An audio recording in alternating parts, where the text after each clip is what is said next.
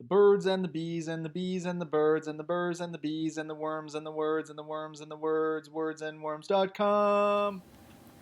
Hi, bookworms! This is Katie from Words for Worms, and I wanted to try my hand at doing a video blog for you today as a little something different. I have a couple reasons for trying this out. One is peer pressure. A lot of book bloggers have been doing little video blogs, and well, I'm a little bit jealous, so I thought I would give it a shot. Also, I totally married a guy who used to run his own video business. So, in addition to having a dozen VCRs housed in my basement, I've also got a dude on hand who is willing to not only record a theme song for me, but to help me create a silly video blog for my book blog. So, today I thought I would talk to you a little bit about one of the problems that I've run into as a person who reads a lot and maybe doesn't necessarily talk as much as she reads.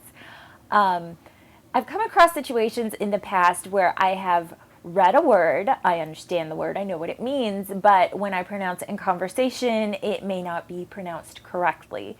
So my first example of this is this word. I've always pronounced this as banal, and last year, I remember watching an awards show with my husband and turning to him and saying, "Did you hear that actor? The actor just said banal." I mean, seriously, those Hollywood types will just read whatever is on the teleprompter, even if they don't know what they're talking about. Well, a couple days later, I heard the same pronunciation, banal, on NPR, which is sort of my Bible for how to pronounce things correctly. I mean, come on, it's NPR, right? And so I realized that banal really wasn't the correct pronunciation. I have a couple of theories as to why this is. Actually, only one theory, and it has to do with butts. So, you know how Uranus, the planet, people call it Uranus instead of Uranus because otherwise it sounds like anus. My theory is that banal, saying it that way, it has anal in it, and people don't want to embarrass themselves, so they try to sound fancier and say banal. I'm going to go with that. It feels good to me. Second on my list of slightly embarrassing words is, yeah. When I was in college, I took a multimedia class, which might surprise some of you because I'm seriously technologically challenged. But I did. I took this class, and we had a program that we used to edit audio clips. And I came home from the class and talked to my roommate, and I was like, "Oh my gosh, you should have heard this amazing clip I made today with cacophony."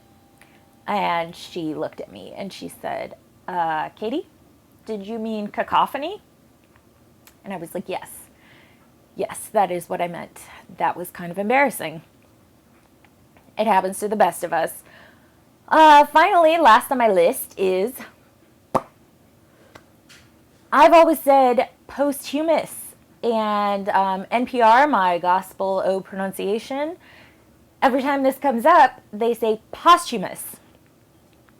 Again, I trust NPR because they're smarter than me, and yeah, so posthumous. Apparently, I have been using the emphasis on the wrong syllable for my entire life.